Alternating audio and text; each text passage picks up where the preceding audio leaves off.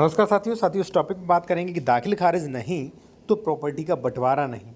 साथ में आप 2 पॉइंटों पर और जानेंगे कि दाखिल खारिज नहीं करवाने पर आपको कौन कौन सी परेशानियां आएगी यदि आप दाखिल खारिज या म्यूटेशन या नामांतरण जमाबंदी, ठीक है, खतौनी में नाम न होना, ठीक है। तो 2 चीज़ें महत्वपूर्ण हैं। और देखिए, सबसे बड़ी चीज़ दाखिल खारिज नहीं तो बंटवारा नहीं होगा। साथ साथ में आपको बहुत समस्या आएंगी, आपकी रजिस्ट्री भी कैंसिल हो सकती है और ज़मीन जो है वो भी आपके हाथ से जा सकती है। सबसे पहले हम ये जानते हैं कि दाखिल खारिज है क्या। उससे पहले मैं आपको एक चीज़ बता दूं, यदि आप कोई भी कानूनी सलाह लेना चाहते हैं या मान लीजिए कोई आप ज़मीन खरीद रहे हैं और आपको डॉक्यूमेंट्स वेरिफिकेशन करवा सकते हैं। कॉन्टैक्ट नंबर वीडियो की डिस्क्रिप्शन में मेंशन किया गया है। आते हैं अपने पॉइंट पर। दाखिल खारिज क्या है? दाखिल खारिज रूप से शाब्दिक का दाखिल खारिज का तात्पर्य है परिवर्तन करने से। परिवर्तन करने, मान लीजिए प्रॉपर्टी जो है वो ए की है, ठीक है, आपका नाम बी है, बेच दी, ठीक है। तो दाखिल खारिज में ए का नाम खतौनी वगैरह जो सरकारी रिकॉर्ड होते हैं उनसे काट के बी का नाम दर्ज कर दिया जाता है कि बी अब इस जमीन का मालिक हो जाता है, ठीक है। ये दाखिल खारिज जो है वो एक रेवेन्यू प्रक्रिया है जो कि लगान संबंधी के लिए है। और साथियों, सुप्रीम कोर्ट ने भी ये डिसाइड किया है कि दाखिल खारिज एक रेवेन्यू प्रक्रिया है जो कि लगान संबंधित के लिए होती है, ठीक है। और ये किस में होती है? सेक्शन 34 में, ठीक है। अब हम आएंगे अपने मेन क्वेश्चंस पर जो जिसके लिए आप वीडियो पर आए हो, जो कि आप लोगों के लिए बेहद ज़रूरी है। यदि आपके पास कोई भी प्रॉपर्टी है, आपने खरीदी है या आप खरीदना चाहते हैं, ठीक है, तो 2 पॉइंट क्लियर करेंगे, ठीक है। सबसे फर्स्ट, दाखिल खारिज के बिना बंटवारा क्यों नहीं होगा? ये प्रॉपर्टी है, ये आपने खरीद ली, ओनली रजिस्ट्री करा ली, लेकिन ओनली रजिस्ट्री से इसका बंटवारा नहीं हो सकता है। कंडीशन, ऐसा क्यों साथियों?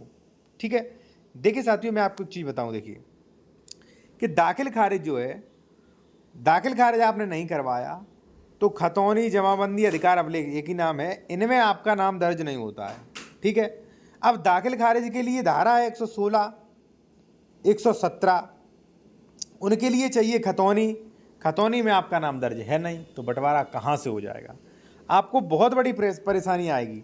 एक चीज़ मैं आपको और बता दूं, जब बंटवारा की बात चल ही रही है साथियों, मान लीजिए ये कोई प्रॉपर्टी है, ये ठीक है, और ये सड़क के किनारे है, ठीक है। तो नियम ये है कि बंटवारे में जैसे मान लीजिए 3 सह खातेदार के 3 लोगों की जमीन, तो सभी को अनुपातिक रूप में मिलेगी, ठीक है। अगर मान लीजिए आपकी ज़मीन का बंटवारा नहीं हुआ है या मान लीजिए बंटवारा ऐसा ही हो गया है, तो बंटवारा आप सही करवा सकते हो, ठीक है। अभी भी मौका है आपके पास कि रोड पे ज़मीन ले सकते हो, कीमती ज़मीन ले सकते हो।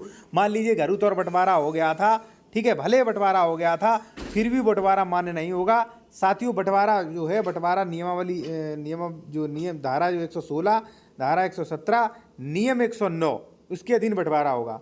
तो इसके अनुसार आपको रोड पे ज़मीन मिलेगी। अब देखिए, बंटवारा मान लीजिए अपने घरेलू तौर पे किसी भी प्रकार से कर लिया हो, वो मायने नहीं रखता, रोड पे ज़मीन आपको मिल जाएगी। ये मेरा दावा है, गारंटी है हमारी, ठीक है। और लेकिन बंटवारा आप कराना चाह रहे हैं तो वो ज़मीन आपके नाम दाखिल खारिज जरूर होना चाहिए, खतौनी में नाम होना चाहिए, ठीक है। तो पहली चीज़, ठीक है। बंटवारा कैसे होगा वो भी मैंने आपको बता दिया, दाखिल खारिज के बंटवारा क्यों नहीं होगा वो भी मैंने आपको बता दिया, ठीक है। अब मान लीजिए आपकी ज़मीन कहीं है कीमती, आपके भाई वगैरह ने मान लीजिए नहीं दी, तो बंटवारे में आपको ज़मीन रोड पे मिलेगी। अभी आप बात दायर करिए 116-17 में, ठीक है। और कोई भी कानूनी सलाह लेनी है इस संबंध में तो आप ले सकते हैं, कॉन्टैक्ट नंबर वीडियो के डिस्क्रिप्शन में दिया गया है साथियों, ठीक है। अब साथियों हम आएंगे दूसरे टॉपिक पर जो कि बेहद महत्वपूर्ण है कि भाई हमने दाखिल खारिज नहीं करवाया तो मुझे क्या परेशानियाँ होंगी, ठीक है, वो भी आप जान लीजिए, जो कि बेहद ज़रूरी है साथियों, ठीक है।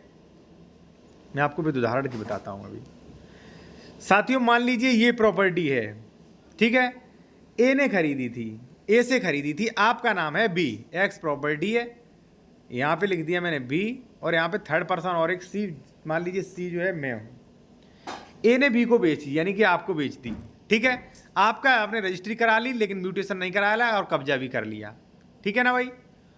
अब साथियों रजिस्ट्री कराई, खतौनी में आपने नामांतरण नहीं कराया, यानी कि दाखिल खारिज नहीं कराया, तो खतौनी में ए के नाम ही खतौनी चल रही है अभी, ठीक है। खतौनी में ए का नाम ही दर्ज है अभी।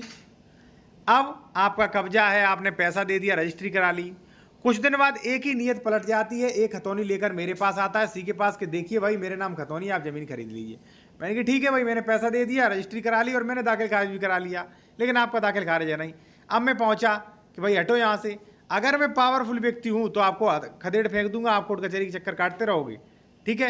या मान लीजिए यहाँ पे विवाद उत्पन्न होगा, मैं कहूँगा भाई ये ज़मीन मेरी है, बी कहेगा मेरी है, मैं कहूँगा ये दाखिल खारिज भी है, तो विवाद हो गया कि नहीं? पहली चीज़ ये विवाद हो गया।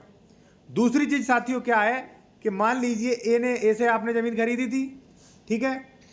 अब हुआ क्या, एक एक्सपायर पर चला गया, तो जो भी एक व्यक्ति, जो भी एक बच्चे वगैरह होंगे, मान लीजिए एक्स या सी, या मान लीजिए जो भी उनके अदर जो है बच्चे होंगे, उनके नाम ये ज़मीन चली जाएगी। खतौनी पे उनका नाम होगा, वो खतौनी लेके सी पर्सन के पास जा सकते हैं कि भाई ये देखिए खतौनी के नाम है मेरा, ये ज़मीन खरीद लीजिए, ठीक है। ये दिक्कत हो गई भाई, फिर विवाद हुआ कि नहीं। दूसरी बात साथियों है कि ये जो है ए के नाम अगर खतौनी रहेगी तो वो केसीसी भी ले सकता है, ठीक है। लोन भी ले सकता है। इसका जिम्मेदार कौन होगा? जमीन आपके नाम, लोन ले लेगा, फिर बैंक आपको परेशान करेगी, भाई ये जमीन जब जब्त करूंगा मैं। इस प्रकार से बैंक आपको परेशान करती है, ठीक है। तो एक चीज ये भी जरूरी है। अब देखिए दाखिल खारिज ना होने से कितना नुकसान है। एक तो जमीन संबंधी फ्रॉड हो रहा है, ठीक है। दूसरा ये जमीन उसके नाम ही चल रही है जिससे खरीदी थी। तीसरा उसके बच्चों के नाम भी जा सकती है। अब मैं आपको बता दूं जो सबसे बड़ी दिक्कत है दाखिल खारिज की, वो क्या है, ठीक है।